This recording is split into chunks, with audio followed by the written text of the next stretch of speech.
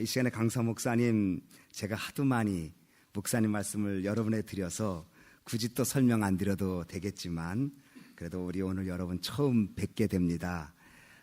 우리 조일래 목사님은 수정교회, 한국 수정교회 대림동에다 33년 전에 조그만 2층 조그만 거 얻어서 시작했는데 32년 지난 지금 인천 검단에 저희 교단에서 가장 큰 교회로, 아름다운 교회로 하나님이 세워주시고, 말씀드렸지만 그 조그만 교회에서 밥을 굶어도 선교를 시작했는데 목사님 교회에서 32년 동안 1200만 불을 선교 헌금으로 드렸어요. 한 교회가. 그렇게 하나님의 일을 위해서 헌신하는 우리 교단에 참 큰 귀한 일꾼 되시는 목사님이신데, 우리 조일래 목사님 나오실 때 우리 할렐루야로 격려하고 또 우리 은혜 받길 사모하는 마음으로 마음을 열고 은혜를 나누도록 하겠습니다. 목사님 나오시겠습니다. 할렐루야. 박수 한번 하겠습니다. 우리 목사님.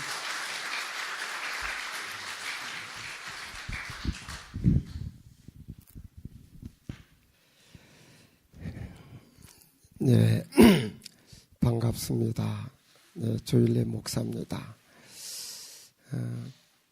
교회 건물은 안 커도 꽉 찬 기분이 들고요. 너무 좋습니다. 그리고 이민교회 쉽지 않은데 15년 동안 이렇게 알차게 성장이 된 것 참 감사드리고 또 하나님께 영광 돌리며 여러분들의 기도와 정성의 결과인 줄 알고 여러분에게 감사드리고 축하드립니다. 네.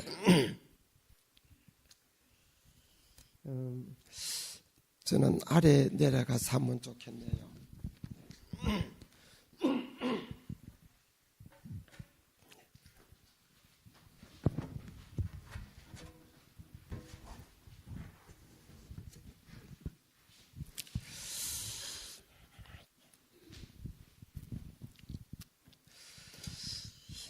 저는 우리 교회에서도 강단 두고 그냥 이어 마이크 끼고 그냥 가까이서 이렇게 좀 자유롭게 말씀 전하고 합니다. 괜찮지요?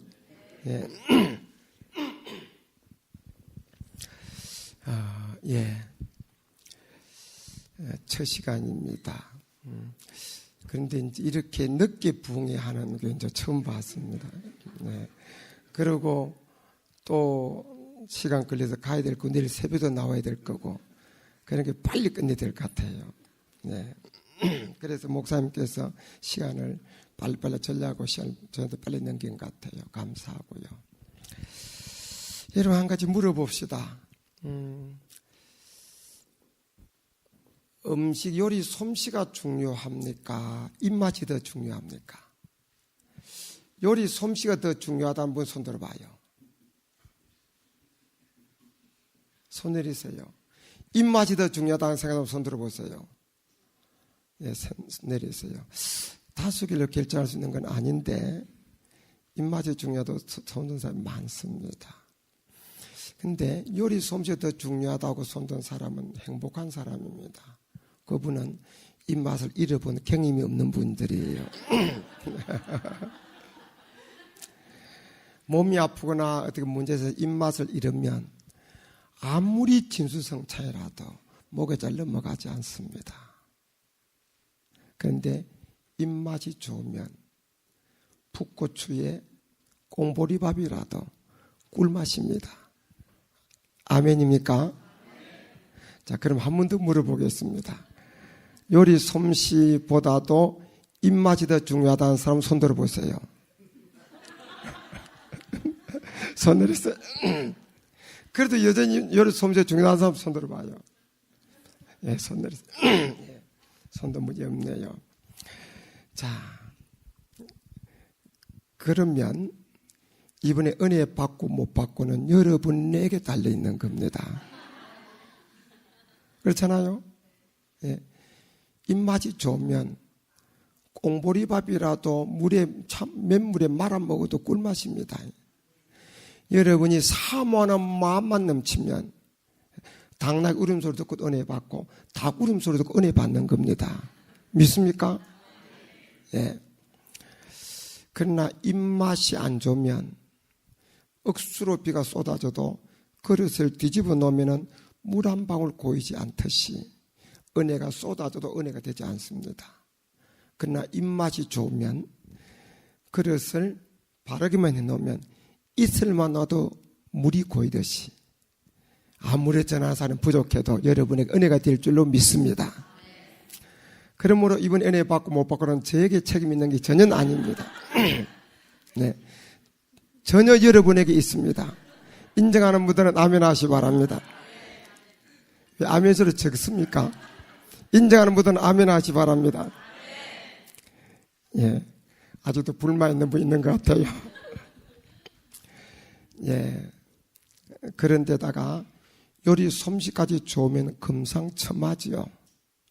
저는 또 요리 잘하려고 노력해보고 여러분은 사모하는 마음으로 아멘, 아멘으로 받아서 은혜가 넘치는 성이 되기를 바랍니다. 저 지금 성대가 좀 좋지 못해서 죄송합니다. 예. 자, 이왕 우리가 좋은 입맛까지 은혜 받기 위해서 설교 듣는 태도, 자세를 우리가 한번 다짐하고 합시다. 자, 손가락 이렇게 올려보세요. 이렇게 올려보세요. 따라 하시기 바랍니다. 설교는 귀로 듣고, 설교는 눈으로 듣고, 설교는 입으로 듣는다. 아멘. 예, 문수는 한 명, 귀로 듣는 거는 알죠? 경청입니다. 경청. 예, 경청해야 됩니다. 그래서 설교는 경청하고 눈으로 듣는 것은 주목하는 거예요.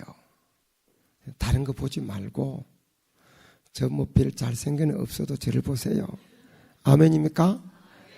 아이 컨택 이루어져야 됩니다. 저를 보시는 겁니다.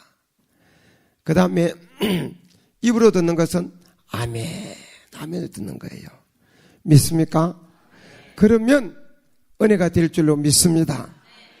그렇게 할 뿐만 손 올리고 따라 합시다. 그렇게 할 뿐만. 설교는 귀로 듣고, 설교는 눈으로 듣고, 설교는 입으로 듣는다. 아멘. 하나님의 성전에서 하나님 사자보다 우리 약속했으니까 그렇게 듣고 그러면 또 은혜가 되고 복이 될 줄로 믿습니다. 첫 시간이니까 저 소개하면서 저 간증을 간단히 좀 하고 시작하겠습니다. 저는 고향이 거제도입니다. 지금은 거제시죠. 거제섬 거제도입니다. 왕관, 유교, 불교, 미신 섬기는 농촌 종가의 종손으로 태어났습니다. 그런 분위기 알만하죠.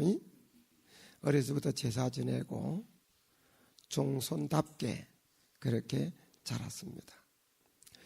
중학교 2학년 때 친구 따라 교회를 처음 나갔습니다. 그 친구는 지금 통합측 장로교 통합측 목사입니다.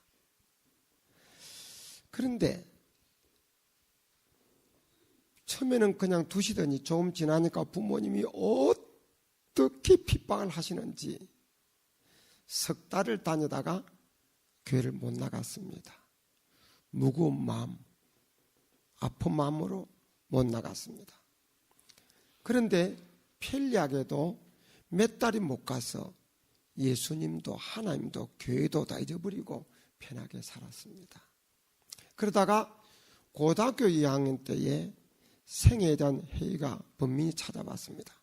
청년 때 누구나 그러듯이 제 고민의 요지는 저도 남들처럼 공부하고 출세할 자신은 있는데 나도 언젠가 죽을 거다. 죽음 앞에서 후회 없는 삶이 뭐냐 하는 것이 고민의 요지였습니다. 근데 그 해답을 못 찾았습니다. 야, 너 뭐 때문에 사니? 너 뭐 때문에 사니? 물어보니까 별별 소리 다 하더라고. 어떤 친구는 여자 때문에 산다고도 하고 뭐 별소리 다 하는데 자타가 공인한 농땡이가 말하기를 나는 못 죽어서 산다 그러더라고요. 그 말이 내 가슴에 와 닿았어요. 그래, 내가 거제도에 태어나고 싶어서 태어난 것도 아니고 조시 가문에 태어나고 싶어 태어난 것도 아니고 내가 이 땅에 내 마음대로 의사와 관계없이 이 땅에 태어난 것, 내 마음대로 태어난 것도 아니고 의사와 관계없이 태어난 것처럼 죽는 것도 내 마음대로 못 죽어 사는 모양이다. 그러면서 괴로워하고 술도 마셔보고 그래도 머리만 다음날 더 아프지 해결이 안 되더라고요. 그런 대학을 가야 되니까 또 공부를 하고 있는데 고등학교 3학년 11월 달에 수업 시간에 옆구리가 결려서 병원에 갔더니 결핵성 늑막염입니다. 그러는 거예요. 그래서 뭐 대학도 건강해야 대학이 있죠.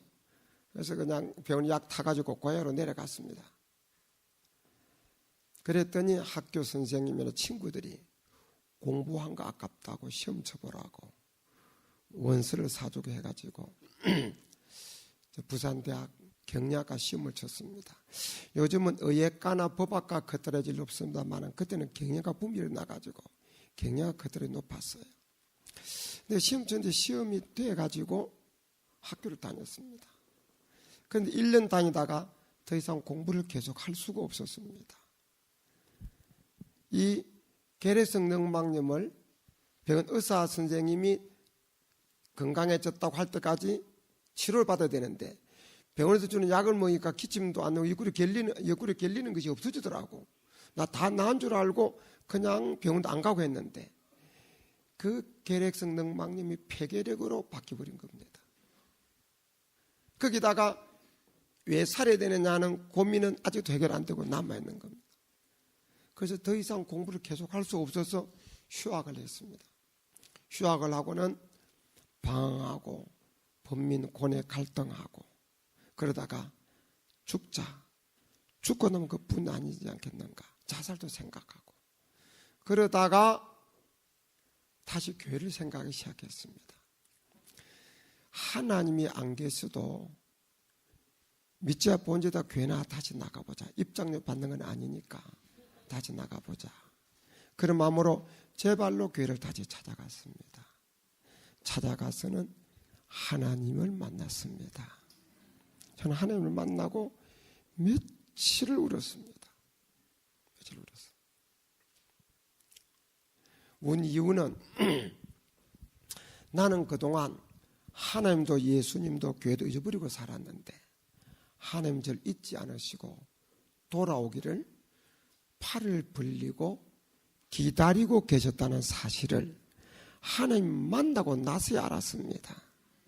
그 하나님의 사랑을 깨닫고 그렇게 울었습니다. 그리고 저는 세상 말로 모범 청년이었어요. 착하다, 효자다, 공부 잘한다, 인사성 밝다, 좋은 소리 다 듣고 자랐어요. 죄를 지은 일이 없습니다. 참외 수리한 적도 없고 남의 밭에 과일 하나 가서 따먹은 적도 없고 나는 죄가 없는 사람이에요. 그런데 하나님을 만나고 하나님의 밝은 빛 앞에 섰을 때 내가 왜 그토록 초한 죄인인지 내가 내 죄를 깨닫고 그렇게 울었습니다. 옛날에 시골에 질퍽거리는 길을 바삐 걸어서 밤에 가면은 어둠 속일 때는 옷에 흙이 튀어온 줄 모르는데 불 앞에 가서 보면은 옷이 막 흙이 띄었잖아요. 그런 것처럼 하나님의 밝은 빛 앞에 섰을 때 내 허물과 죄가 드러나서 그렇게 죄 때문에 울었습니다. 그리고 그런 나를 값없이 구원해 준 하나님의 은혜를 깨닫고 울고 며칠을 울었어요. 그리고 난년 후에 육체의 병 그대로 있고 환경은 바뀐 것이 하나도 없는데 사람이 바뀌어버렸습니다. 고뇌, 방황, 갈등, 분민하던 자리에서 기쁨, 감사, 긍지, 소망의 자리로 사람이 바뀌어버렸어요. 그때가 67년 5월 말경에 주님을 만났습니다. 저는 대학의 66학번입니다. 그리고는 고향으로 갔습니다. 부산에서 주님을 만나고 갔더니 부모님 핏바이 기다리고 있는 거예요. 부모님이 엄청나게 핍박하셨는데 핍박한 이유는 크게 두 가지. 한 가지는 종과 종손이 제사 지내고 시제 지내야지 왜 가문이 없는 짓을 하느냐는 것이 한 가지 이유였고, 한 가지 이유는 우리 집에는 단골로 출입하는 스님도 있었고 무당도 있었는데, 이 무당 점쟁이가 와서 말하기를 당신 아들은 애기신 칠성의 공을 들여 낳았고 명이 길도록 절에다 이름 올려 놓았기 때문에 예수 믿으면 죽습니다. 그런 겁니다. 그럼 우리 부모님은 그 점쟁이 말을 우리가 하나님 말씀 듣듯이 믿고는, 그렇지 않아도 귀한 아들이 병들어 있는데 아들 줄까 봐서 아들을 살리려고 그렇게 핍박했습니다. 저는 모범 아들이라서 부모님한테 욕을 들 일이 없었어요. 야단 맞을 일이 없었는데, 제가 교회를 다니니까 아버님이 이상한 분이 되더라고. 그냥 매일 약주 잡수 오셔서 두드리 부수면서 욕하시고 때리고 쫓아내시고 그러시는 거예요. 그래서 많이 매도 맞고 많이 쫓겨나기도 하고 많이 굶기도 했습니다. 휴일은 종일 굶던 날이에요. 새벽에도 가면 집에 못 옵니다. 오면 교회 못 가니까. 요즘처럼 교회에서 밥도 안 해줬어요. 그러니까 아침 굶고 점심 굶고 저녁 굶는 겁니다. 집사람들의 조선생 우리 집에 와서 밥 먹어요 하지만 염치가 밝아서 안 갔어요. 예. 그러면서 신앙생활을 했습니다. 그러다가 이제 복학을 하게 됐는데, 졸업반 때가 되니까 하나님께서 저를 신학교 가라고 마음에 감동을 주시는 거예요. 그런데 저는 종과 종손이 돈을 벌어서 살 일이 많은 사람이고, 저는 목사님이 되고 싶지 않고, 목사가 되고 싶지 않고 목사님을 돈을 벌어서 보필하는 사람이 되고 싶었어요. 나는 은혜를 받았기 때문에 예배 드릴 때도 늘 앞잘 앉았어요. 예배 중에 무슨 일이 생기면 뒤에 앉은 부목사님이 전사님이 뛰어놀아서 내가 먼저 뛰어나가서 대처할 정도로 그렇게 뜨겁게 주님을 사랑했지만은 목사가 되고 싶지 않고 목사님을 보필하는 사람이 되고 싶었습니다. 그래서 뿌리치고 대학원을 진학을 했습니다. 대학원 1학년 마칠 때쯤 되니까 또 아니면 또 강하게 제 마음에 신학하도록 감동을 주는 거예요. 근데 뿌리치고 대학원을 졸업을 했습니다. 졸업하고 나니까 저는 시골 출신이라 돈도 없는데 주변의 분들이 저를 너무 좋게 봐가지고 저를 믿고 제게 투자를 해줬어요. 몇 사람이 투자를 해줘가지고 조그마한 공장을 하나 사고 제가 사장이 됐습니다. 졸업한 해에. 그래서 기계를 발주하고 기계가 막 나오고 시제품이 막 생산되고 할 무렵인데 갑자기 군대를 가게 됐습니다.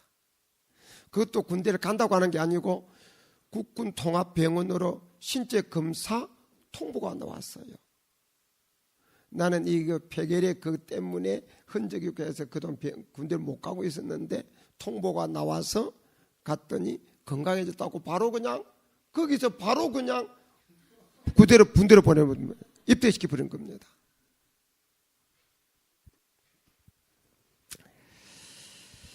그래서 군대 3년 동안 하나님께서 또 계속 저를 진학하도록 부르시는 거예요. 하도 괴로워서 제대 얼마 남겨놓고 제가 이는 기도가 드렸습니다.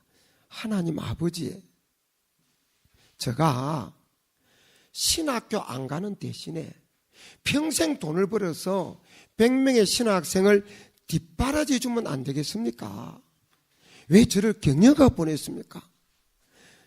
실제로 돈을 벌지 못 벌지 모르지만 저는 어떻든 벌 수 있다는 자신감이 있었어요. 그래, 그는 흥정을 하나님께 했습니다. 근데 그는 제 생각이지 하나님 뜻이 아니라서 결국은 제가 하나님 앞에 항복을 했습니다. 하나님 신학교 가겠습니다.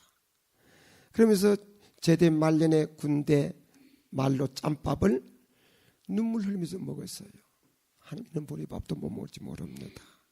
십자가인 줄 알고 제가 결단을 했습니다. 저는 이때까지 하나님 아무리 불러도 제가 안 가려고 생각했기 때문에 집사람은 걱정하지 않았는데 내가 항복하고 나니까 집사람이 걱정되는 거예요. 집사람은 신학교는 상상도 하지 않고 결혼한 사람입니다. 그래서 외박을 나와가지고 집사람한테 가서 여보, 내 하나님께 항복했어. 당연히 어쩔 참이요. 물었더니 집사람이 여보, 우리가 어떻게 하나님을 이기겠습니까? 신학교 갑시다 그러는 거예요. 너무 답이 쉽게 나와가지고 여보, 도대체 당이 어떻게 된 셈이요? 내가 물었더니 집사람 이야기가 하나님께서 제게 항복 받으시 한 2달 전에 그때 집사람은 안 믿는 종가에 예수 믿는 며느리 와가지고 아들은 군대 가고 부산서 있다가 군대 가자마자 이제 혼자 있을 수 없어서 이제 고향 가서 십사라고 있을 때입니다. 가장 집사람이 힘들 때예요. 그때 이제 어린 아기를 등에 업고 밤에 기도해서 기도를 하는데 하나님 은혜가 임해서 그렇게 눈물로 기도를 하는데 하늘에서 갑자기 태양보다 더 밝은 빛이 자기한테 비쳤대. 그리고는 빛 가운데서 하나님께서 말씀하신 겁니다. 내가 내 남편을 내 종으로 택했다. 너는 내 남편에게 복종해라. 제대 후에 서울로 가라. 이렇게 내 남편을 쓰겠다. 말씀해 버린 겁니다. 집사람은 그런 경험이 처음이었어. 두렵기도 하고 신비롭기도 하고 황홀하기도 하고 그걸 누구한테 말도 못하고 가슴에 담아두고 있는데 내가 와서 항복했다고 하니까 집사람 틀어놓는 거예요. 그래서 제대 후에 부모님께는 아버님, 어머님 큰 뜻을 품고 서울로 갑니다. 그리고는 빈손으로 집을 나섰습니다. 집사람은 그랬지요. 여보, 하나님 우리를 부르셨으니 부르신 하나님께도 우리 책임질 거다. 그러니까 부산까지만 차 타고 배 타고 가자. 그때 우리의 유일한 재산은 $3 금목걸이 집사람이 하나 가진 게 유일한 재산이었어. 부산 가서 이 금목걸이 팔아서 서울로 가자. 그리고 어린 애기 하나 안고 책보따리 일보따 하나 가지고 무작정 집을 나선 거예요. 그래서 내가 갈 서울신학대학원을 보니까 영등포역에 내리는 가깝더라고. 그때 막 부천을 옮겼을 때입니다. 그 영등포역 앞에 내리니까 마중 놓은 사람이 있습니까? 방 얻을 돈이 있습니까? 주머니 총재산은 몇만 원뿐이에요.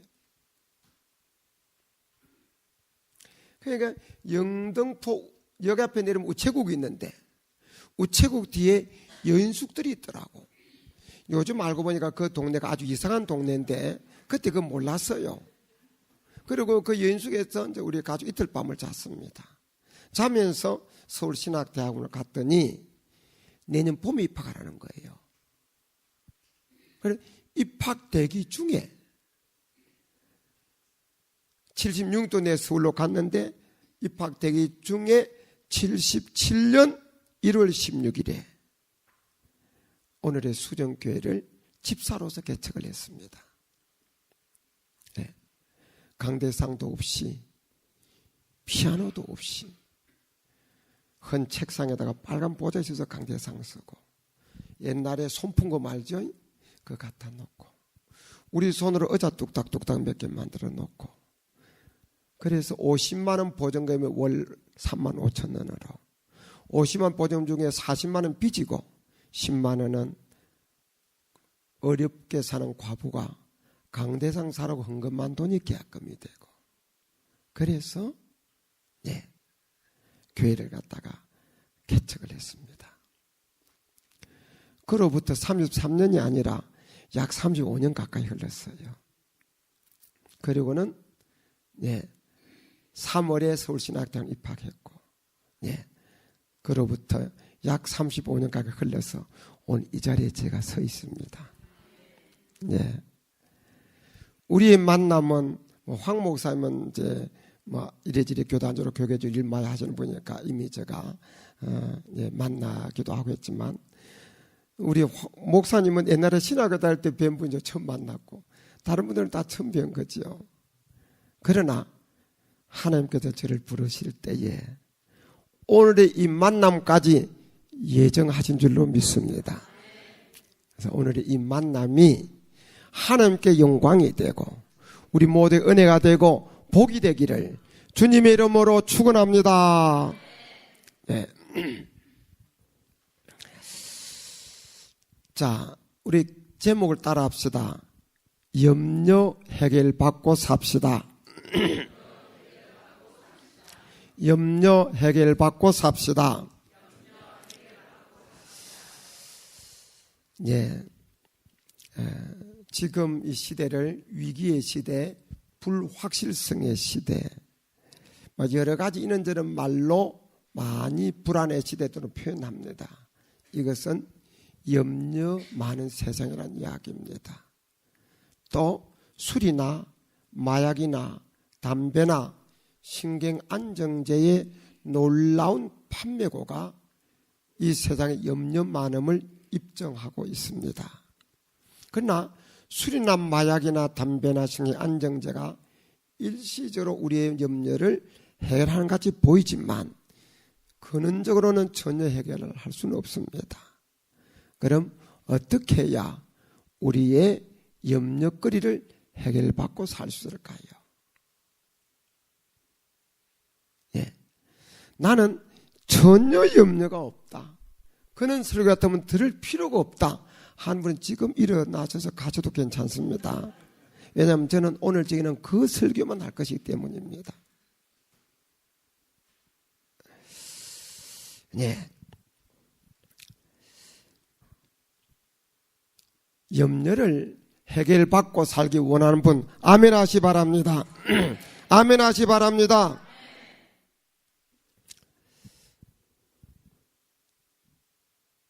바다에 파도가 없을 때가 없습니다. 예. 우리 한국 표현으로 말하면 파도가 0.5m 내지 1.5m 정도 될 때는 바다가 잔잔하다고 말합니다. 예. 그러나 태풍이 일 때는 파도가 그냥 몇 미터씩 되죠. 해일일 때는 집채보다 더 큰 파도가 밀려옵니다. 그런데 인생을 항해와 같다고 그러고 인생을 고해와 같은 인생이라고 말합니다. 바다에 파도가 없을 때가 없는 것처럼 인생살이에 크고 작은 문제들은 항상 있기 마련이고 밀려오기 마련입니다. 그런데 크고 작은 이는 염려거리 파고를 잘 넘으면 그 물결 때문에 더 큰 승리를 이룰 수 있습니다. 그러나 잘 극복하지 못하면 파도 속에 침몰하는 거예요. 익사할 수도 있습니다. 그러므로 염려거리를 그 밀려오는 파도를 잘 극복하시고 그 파도 문제거리 염려거리 때문에 더 큰 승리를 얻는 멋진 성도들 되시기를 주님의 이름으로 축원합니다. 네.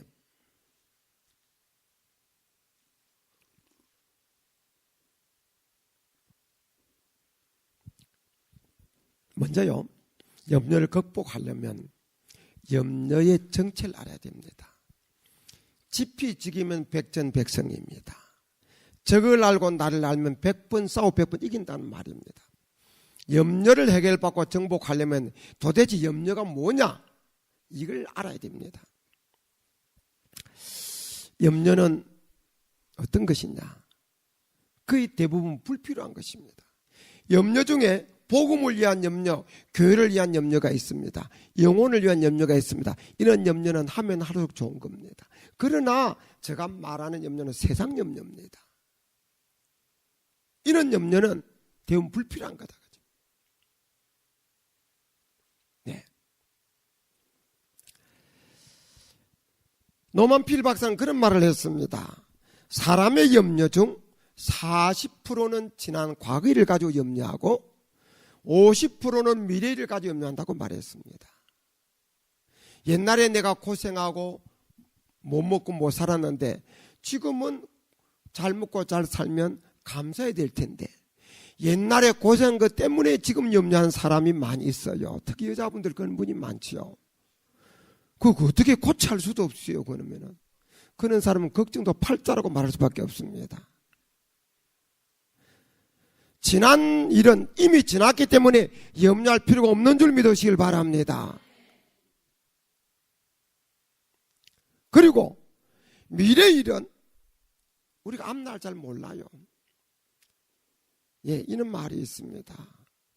옛날에 어떤 신하가 왕의 노유물 사가지고 사행 은도를 받았습니다. 사행을 집행할 텐데 이 신하가 왕에게 마지막 이런 말 하는 거예요. 폐하께서 이 종을 지금 죽이나 1년 후에 죽이나 다를 바가 없지 않습니까? 만약 1년만 생명 연장해 준다면 폐하가 그토록 사랑하는 폐하의 애마, 사라는 말을 하늘을 나는 말로 만들어 드리겠습니다. 그런 거예요. 만약 그렇지 못하면 지금 죽이나 1년 뒤에 죽이나 뭐가 다를 게 있습니까? 너무 큰 소리로 땅땅 치는 거예요. 왕이 신하 중에 한 사람 지금 전에 1년 후에 죽이나 그 뭐 마찬가지지. 그런데 1년 후에 정말 1년 안에 자기 말을 하늘 나는 말로 만들어 주겠다고 하니까 그래 그럼 그렇게 한번 해봐라. 만약에 1년 후에 내 말이 하늘 날지 못하면은 너는 능지처참이다. 폐하 여부에게 사옵나이까 하고 1년 생명을 연장받았습니다. 그 소리를 들은 친구가 나중에 나와서 물었습니다. 여보게 당신 무슨 재주로 왕이 말을 하늘 나는 말로 만들 수 있겠는가?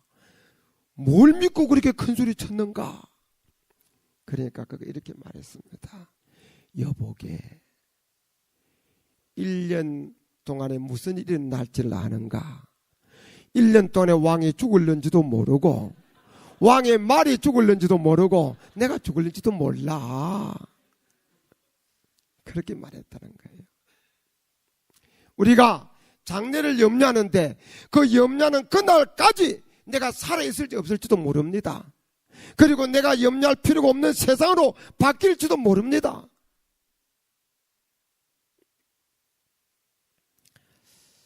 제 아래 동생이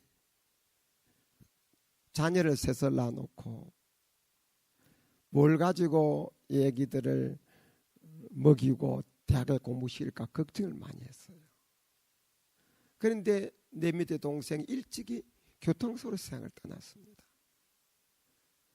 그런데도 불구하고 자기도 없어졌음에도 불구하고 그 아들, 딸 대학까지 다 잘 마쳤어요.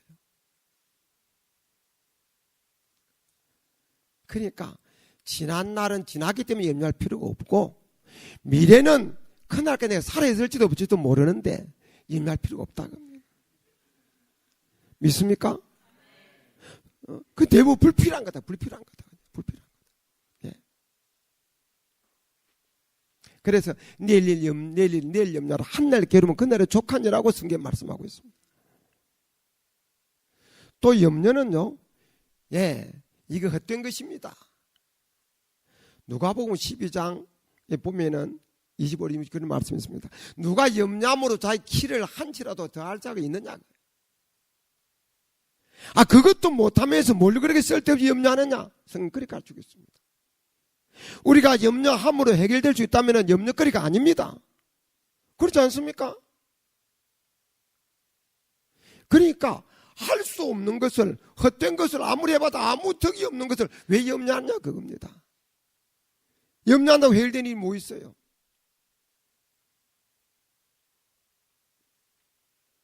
또요, 염려는 백해무익한 거예요. 염려는요, 사람의 심령을 마르게 하고요, 이 또 사망을 이루고요, 뼈를 마르게 합니다. 아무리 보약 먹고 아무리 영양가 많은 걸 먹어도 뼈가 마르고 심령이 상하는데 그게 몸에 좋겠습니까? 그래서 세상 근심은 사망을 이룬다고 성경이 가르치고 있습니다.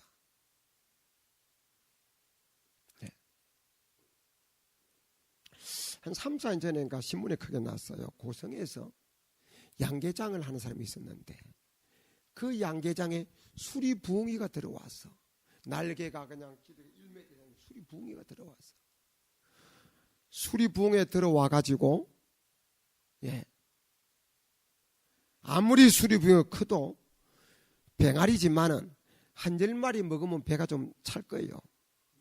10마리 먹을 돈은 주인이 찾아올 겁니다. 그리고 짐승은 배가 부르면은 물어 죽이지는 않습니다. 그냥 옆에 놔둡니다. 그러면 10마리 정도, 한 10마리 정도만 희생되면은 나머지는 문제 없습니다. 근데 그날에 병아리가 몇 마리 죽었냐면은 3,000마리 병아리가 죽었어요. 왜 죽었느냐? 수리부엉이 들어오니까 이렇게 죽었구나. 수리부엉이 우웅 몰리고 저러면 저리 우웅 몰리고 하다가 놀래고 압사해서 죽은 병아리가 3,000마리 죽었어요. 예? 그러니까 이것은 잡아먹기 죽은 게 아니에요. 제 풀에 놀래서 근심하다 죽은 겁니다.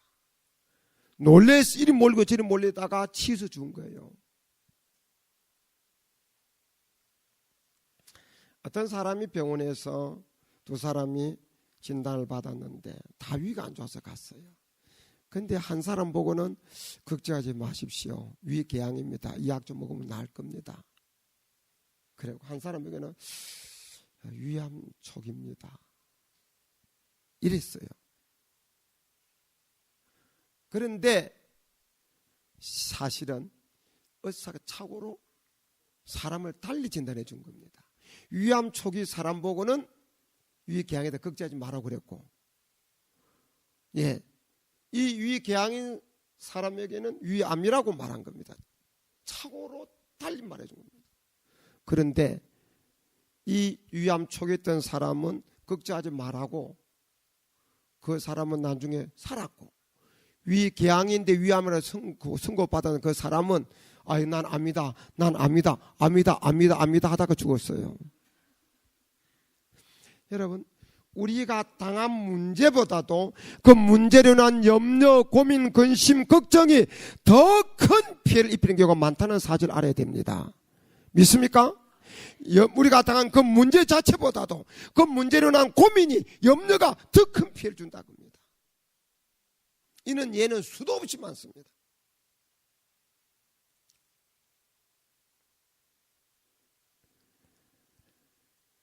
어떤 사람이 냉동열차 칸에 갇혔어요. 토요일 날 갇혔습니다. 월요일 오니까 냉동열차 안에 문을 여니까 사람이 죽어 있는 거예요. 이 사람이 왜 죽었느냐? 그 냉동열차는 고장난 냉동열차였어요. 그리고 공기는 통할 수 있습니다. 사람이 토요일날 갇혔는데 한 이틀 동안 물 안 마시고 밥 안 먹어도 살아요. 40일 금식기도도 하는데, 그럼 이 사람이 왜 죽었느냐? 그래서 다각도로 사인을 밝힌다고 연구한 결과, 결론은 냉동열차가 고장난 줄 모르고 다음에 월요일 돼야 사람이 올 텐데 나는 얼어 죽구나. 극도의 염려, 불안감 때문에 죽었다는 결론을 내렸습니다.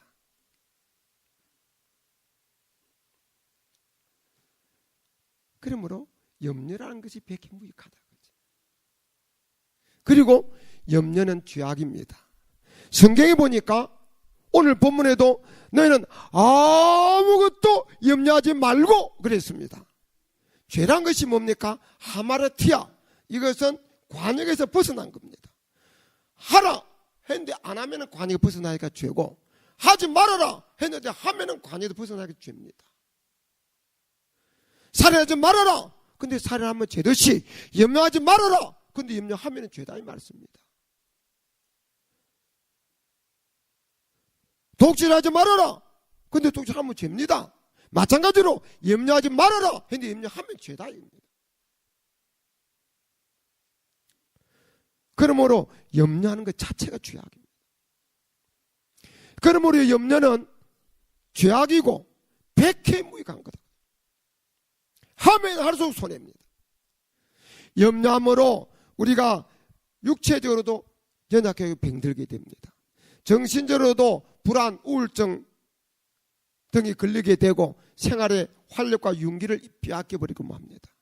영적으로도 말씀을 결집 못하게 만들고 나약한 믿음의 졸장보로 변화시키고 마는 겁니다. 마귀로 틈타게 하는 것이 염려입니다. 그러면 염려는 육체적으로, 영적으로, 정적으로 우리를 다 병들게 하는 백해무익한 건 줄 믿으시길 바랍니다. 만약 이 세상에서 염려, 근심, 걱정만 사라져도 병원의 환자가 급격하게 줄 겁니다.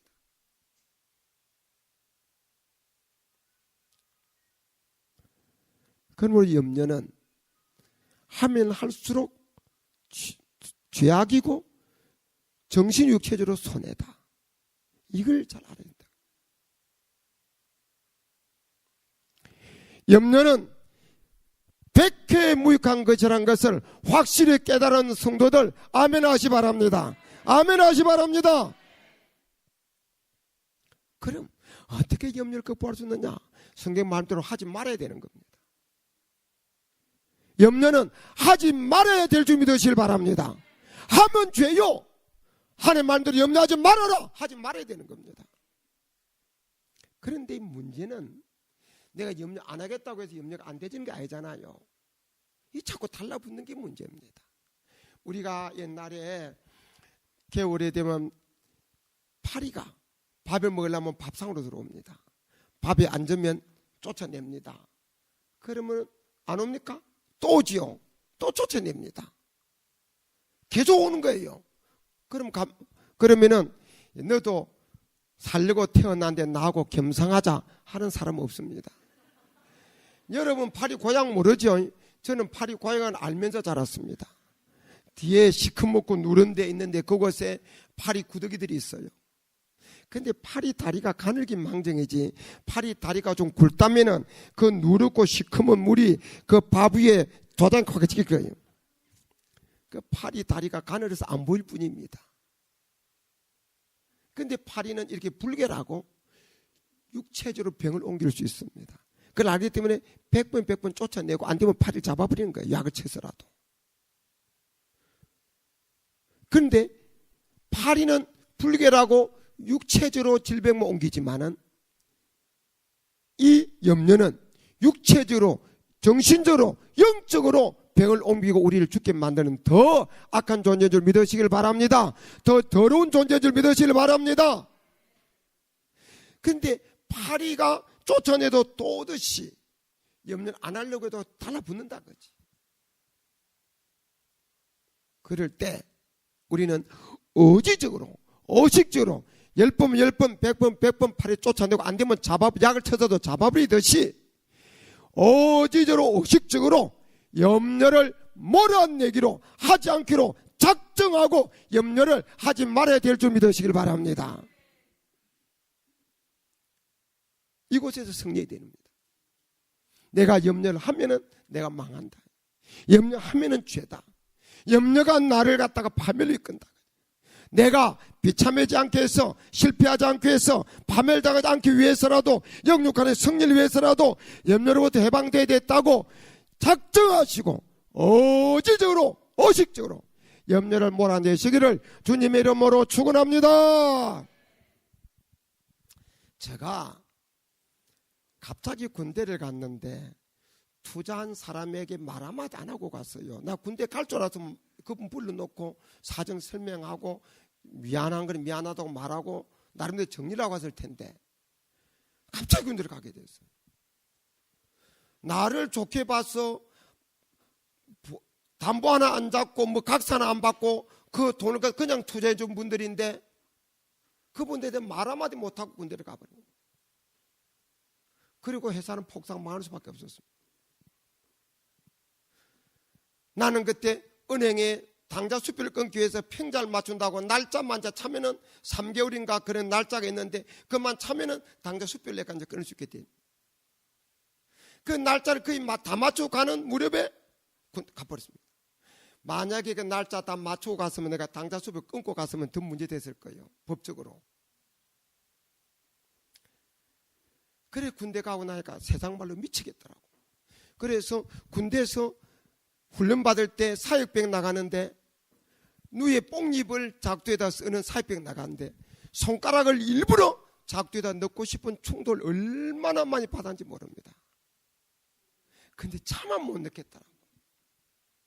그래도 훈련받을 때는 정심이 훈련받으니까 그냥 지났는데 훈련받고 나니까 기성부대 배치가 됐는데 한 달 동안에 외곽 보초를 세우더라고. 세우는데 혼자서 총 메고 한 자리에서 2시간 동안 지키고 서 있는 겁니다. 그때 세상 말로 미치겠는 거예요. 내가 투자한 사람한테 한마디 말도 못하고 온 것, 이는 것, 저는 것, 내 나름대로 쌓은 탑이 있는데 다 무너져 버린 거예요. 견딜 수가 없는 거예요. 그때 제가 하나님 앞에서 얼마나 기도했는지 모릅니다. 총 메고 염려야 물러가라, 십자로 물러가라, 염려야 예수는 물러가라, 염려야 십자로 물러가라, 예수는 물러가라, 염려야 물러가라, 염려야 물러가라. 수백 번 수천 번 외웠습니다. 남이 나보고 미쳤다고 그랬어요. 들었으면. 그러면서 염려로부터 벗어났습니다. 그때 제가 그렇게 염려를 몰아내지 못했으면 저는 정신적으로 이상해졌건 아니면 탈령을 했을 겁니다.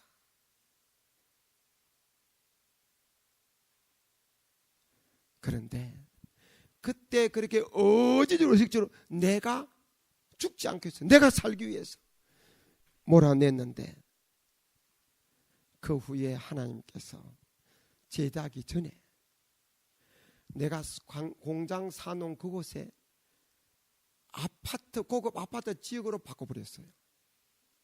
땅값이 푹 뛰어버렸습니다. 그래서 그걸 팔아가지고 이것저것 빚진 거 정리하고 투자자들한테 150%씩 돌려주고 끝을 맺었어요. 하나님께서 그렇게 끝을 맺게 주더라고. 그때 그렇게 끝 안 맺으면 지금도 그 내게 짐이 됐을 겁니다. 내가 염려한다고 해서 해결된 거 아닙니다. 내가 염려한다고 해결될 일이 뭐 있습니까? 탈령한다고 해결되나요?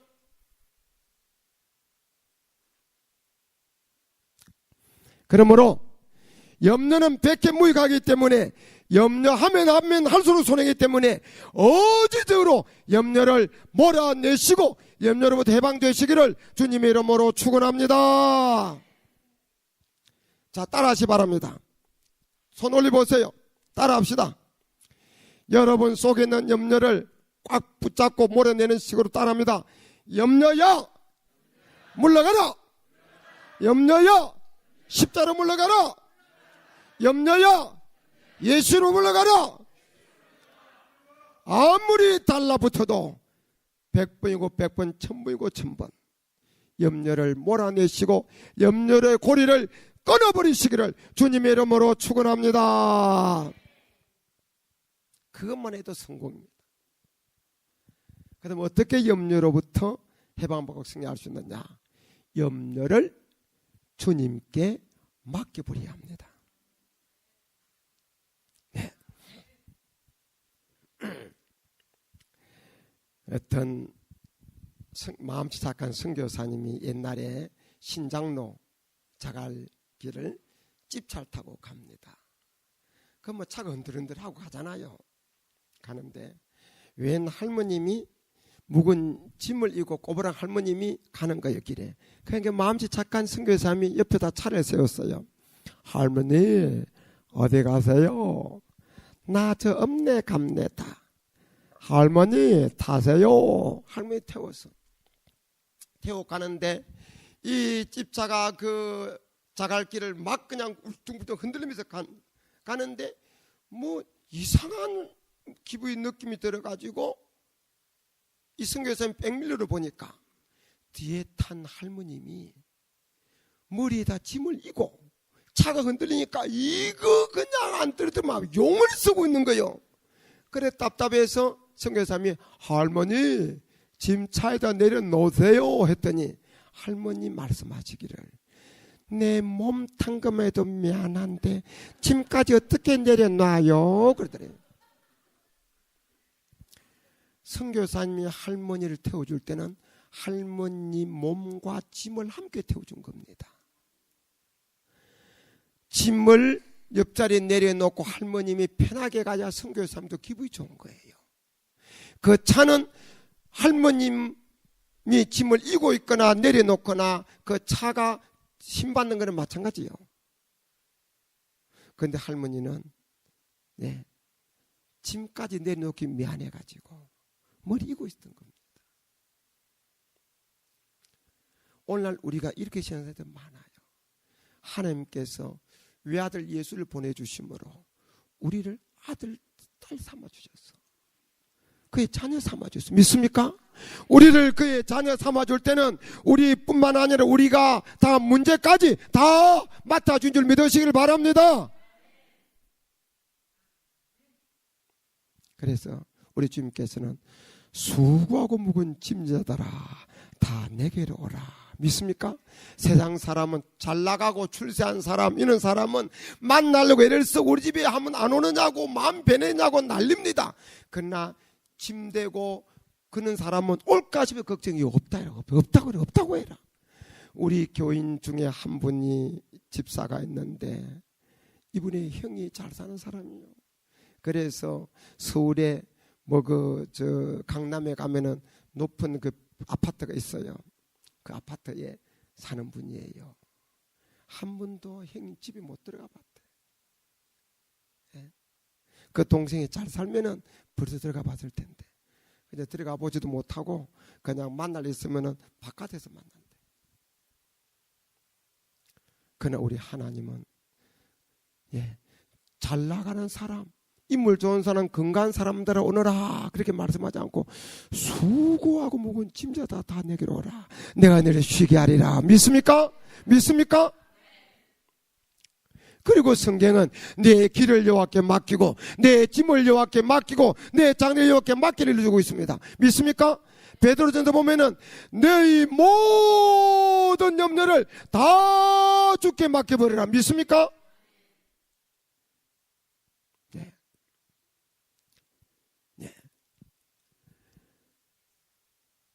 혹시 그럼 맡기지만은 이까지 어떻게 맡겨요? 그럴까 싶어서 너희 그냥 염려 아니라 모든 자를 붙였어. 그리고 다 붙였어. 너희 모든 염려를 다 주께 맡겨버려라. 맡기지 못할 염려가 없는 줄 믿으시길 바랍니다. 여러분의 어떤 근심, 어떤 염려, 어떤 문제도 하나님께서는 맡기기를 원하시고 명령하신 줄 믿으시길 바랍니다. 하나님은 맡아주시기를 원하신 줄 믿으시길 바랍니다. 그럼 어떻게 맡길 것이냐? 먼저 믿음으로 맡게 됩니다. 하나님의 능력을 믿음으로. 믿습니까? 하나님의 말씀으로 천지를 창조하신 분이에요. 믿습니까? 내가 문제지 하나님이 해결하려면 순간적이죠 뭐. 그 다음에 하나님의 사랑을 믿음으로. 하나님은요 우리를 위해서 외아들까지 주있잖아요. 예수님은 죽어도 주있잖아요. 그 하나님의 사랑을 믿음으로 맡게 됩니다. 그리고 성경이 일러줍니다.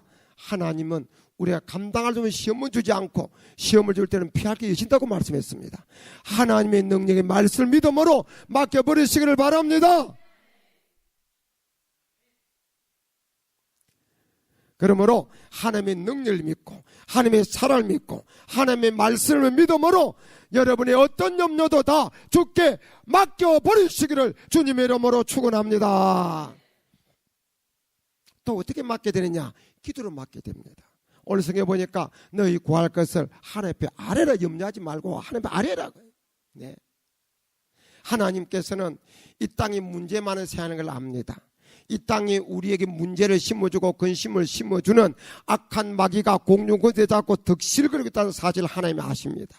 그래서 하나님께서 이 악한 세상 속에 우리를 갖다가 자녀를 삼아주시고 이 세상에 문제 많고 너희를 괴롭힐 악한 존재들이 마귀들이 있다. 이런저런 문제를 다 할 거다. 근데 내 힘으로 그 문제 해결하지 못해. 그러니까 그럴 때마다 나한테 기도해라 하고 기도를 우리에게 가르치셨고 기도 응답을 약속한 줄 믿으시길 바랍니다. 그래서 환난의 날을 보려라. 내가 너를 건지리니 내가 날 영화를 가리로다 말씀하셨습니다. 내게 구하라. 예. 그러면 줄 거죠. 찾아라, 찰 거죠. 두들 일 것을 말씀했습니다. 너 내게 부르짖으라. 그럼 내가 네게 응답하였고 너희들이 알지 못하는 크고 비밀을 내게 보이라고 말씀하셨습니다. 그러므로 우리 아버지 하나님은 이 땅에 우리 살 때 이런저런 크고 작은 문제를 당할 수밖에 없다는 사실을 알고, 그 문제를 당하자면 우리 힘으로 해결할 수 없는 일이 많다는 사실을 알고 걱정하지 말고 하나님 아버지에 맡기라고 우리에게 기도를 가르치고 명령하신 줄 믿으시기를 바랍니다. 약속한 줄 믿으시기를 바랍니다. 그러므로 여러분, 문제가 생기면, 염려거리 생기면 그 염려를 부담케 안고 고민하지 말고 예수 믿어봐도 별 수 없다고 그 염려거리 때문에 주님 품을 떠나고 교회를 떠나지 말고, 문제거리 염려거리 생길 때 하나님께서 내게 기도 제목 주시는구나, 나를 기도하도록 더 가까이 주께로 부르시는구나, 이렇게 깨달아 하시고 문제에서 염려거리 생길 때 더욱더 힘써 기도하시다가 그 염려거리 때문에 하나님도 만나고 신령한 은혜도 체험하고 염려거리 때문에 그 풍랑이 인해서 주께 더 가까이 더 빨리 가시기를 주님의 이름으로 축원합니다.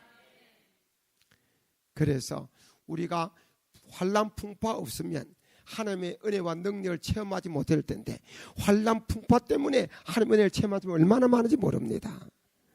그때 그 문제를 가지고 주님 앞에 더 가까이 나가면 그 문제 때문에 우리는 살아계신 하나님을 체험하게 되고 하나님의 말씀의 능력을 체험하게 되고 우리 믿음이 더 자라게 되고 주께 더 가까이 가고 더 큰 승리를 얻게 될 줄 믿으시기를 바랍니다.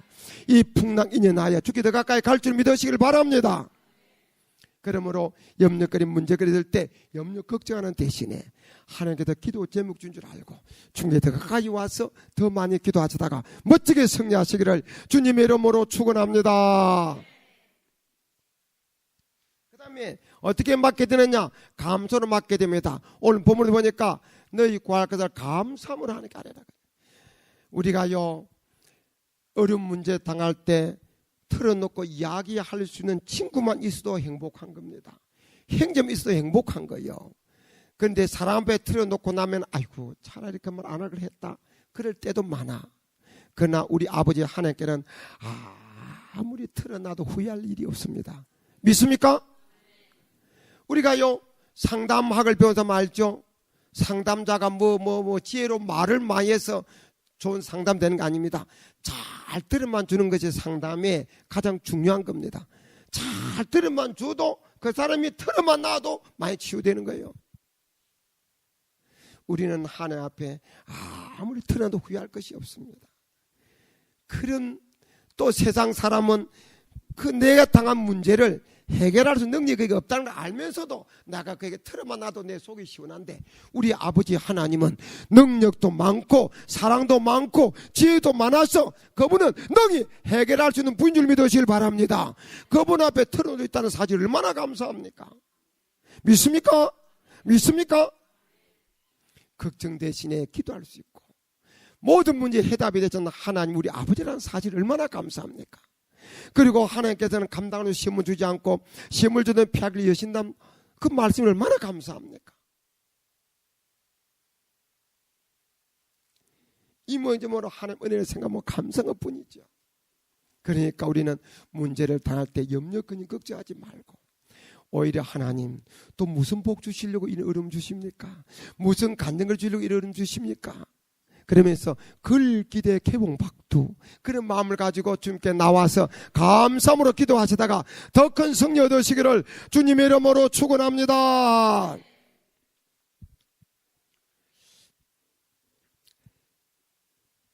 예, 제가 지금 시계가 제 눈에 안 보이는데 지금 몇 시죠? 예? 10시입니까? 아이고 큰일 났네. 예, 제가 빨리 끝내낼게요. 예. 예. 예. 그럼 어떻게 맡길 것이냐? 믿음으로 기도로 감사를 맡게 되는데, 내가 우리 성도인 보고 이 설교를 하면서 여러분 내가 예수님이라 하고 하나님이라 하고 나에게 염려건지 맡길 사람을 맡기십시오 그랬더니, 여러분 성경이 여러분 염려거라고 맡기라고 했더니 나한테 와가지고는 내 주머니에다 성경을 끼우고 가고, 어떤 사람은 계단에다 끼우고 가고 막 그러더라고. 그럼 가고 나면 흔들지. 그래서 내가 그랬어. 여러분 예수님 눈에 보이면 주머니에다 넣어드릴 수도 있고 손에 들릴 수 있는데 예수님 눈에 안 보이는데 어떻게 맡길 수 있습니까? 근데 한 분이 오더니 성경책을 갖다가 내 앞에 와서 딱 놓고 들어가 버리는 거예요. 그래서 내가 합격 그랬습니다. 여러분, 우리가요 염려를 맡기라는 걸 다 압니다. 아니까 어떻게 하냐면 하나님 앞에 나와서 하나님 염려를 맡깁니다. 맡겨주세요. 예수님 기도합니다. 아멘 하고는 집에 갈 때 염려 또 가져가. 또 와가지고는 또 맡깁니다 하고는 집에 갈 때 또 가져가. 근데 하나님께서 너는 맡긴다는 소리만 내지 한 번도 나에게 맡긴 적이 없느니라.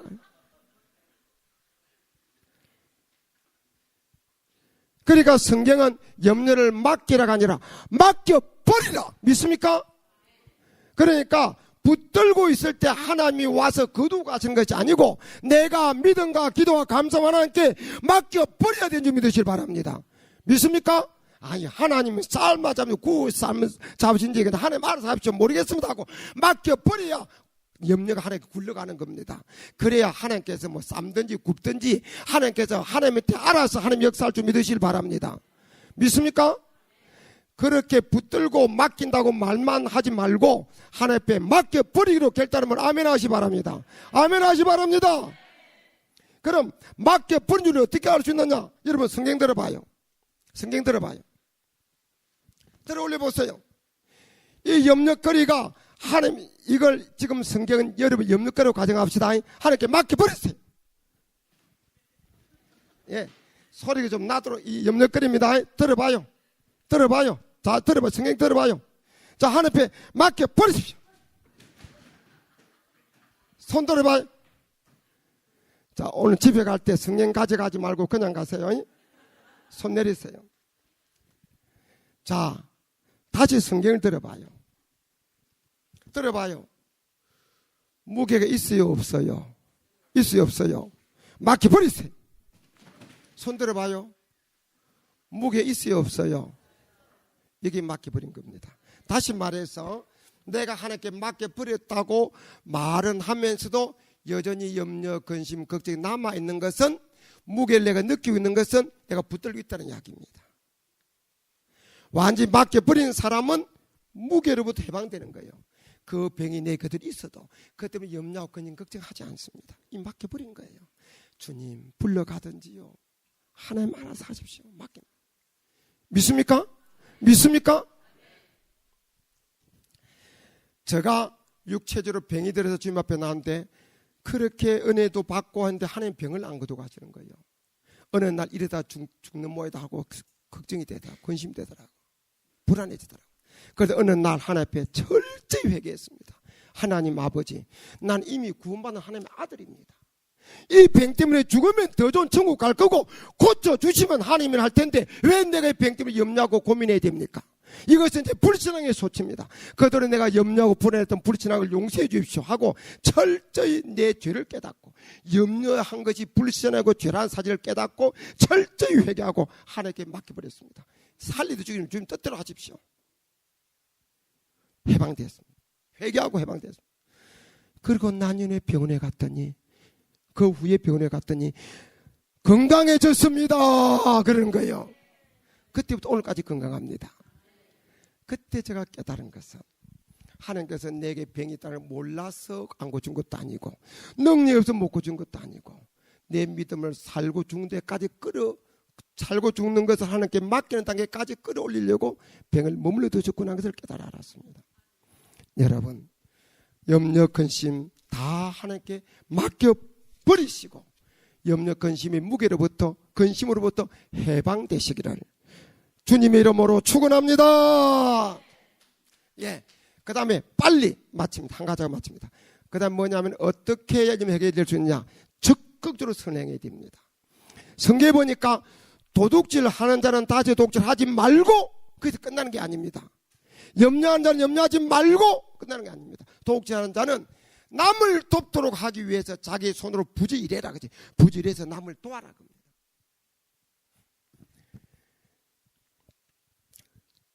어느 가난한 집에 아들이 있는데 초등학생인데 공부를 잘해요. 아버지 자랑이에요. 근데 어느 날 이 아들이 와서 아버지 대학 가고 장가 가면 돈 많이 든다는데 무슨 돈 가지고 대학 가고 장가 가지요? 그랬어. 아버지가 너무 기특한 거예요. 초등학생이 어른 생각을 하니까 흐뭇해서 그래 걱정하지 마. 아빠가 알아서 할 테니까 너는 공부를 열심히 해 그랬어요. 다음날 또 와서 아빠 무슨 돈 가지고 대학 가고 장가 가지요? 야 이놈아 아빠가 알아서 한대도 너는 공부를 열심히 해 그랬어. 다음날 또 와서 아빠 대학 가고 장가 가려면 돈 많이 들었는데 야 이놈아 아빠가 알아서 한대도 너는 너 할 공부 열심히 해. 근데 다음 또 와서 아빠 대학 하자마자 아버지가 힘을 아들 뺨을 착 때린 거예요. 야 이놈아 내가 돈 없다고 남한테 무시당한데 억울한데 내 놈까지 아빠 말을 못 믿어주는 거냐 그죠? 아빠를 무시하는 거냐 그죠? 힘없는 셋집에 사는 아버지도 아들이 자기 말 안 믿어주면 기분 나쁜 거예요. 아버지가 아무리 힘이 없지만은 아들 보고 그는 내가 책임질 테니까 너는 공부를 열심히 해. 너 할 일 너가 하고 아빠가 할 일 아빠한테 맡기라 그 뜻입니다. 믿습니까? 염려 근심은 내가 해결할 수 있는 일이 아니에요. 그것은 하나님 앞에 맡겨버리고 내가 할 일 순종 하나님께 내게 맡긴 일 열심히만 하면 나머지 하나님 책임져 주는 겁니다. 믿습니까? 믿습니까? 여러분 우리가 전에는 염려를 붙들고 있었기 때문에 하나님 일을 제대로 못 붙들었어. 염려는 하나님께 맡겨버렸습니다. 이 손이 비었는데 이 손이 그냥 있으면 또 가서 염려 또 붙들어 오는 겁니다. 이 손을 그냥 두지 말고 이제 이 손으로 하나님 일을 붙드시길 바랍니다. 이제부터 여러분 성경 붙드세요. 성경 잡아봐요. 잡아봐요. 자 올려보세요. 이것은 여러분 염려거리가 아니고 여러분이 일입니다. 믿습니까? 이제 하나님 일을 붙들고 지다 충성하면 하나님께서 염려로부터 완전히 해방되고 승리케 될 줄로 믿습니다. 이런 승리를 이루시고 간증의 주인공 되시기를 주님의 이름으로 축원합니다.